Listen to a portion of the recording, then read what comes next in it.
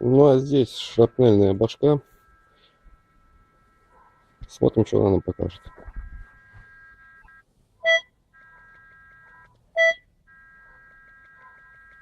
Давайте выберем сигнал.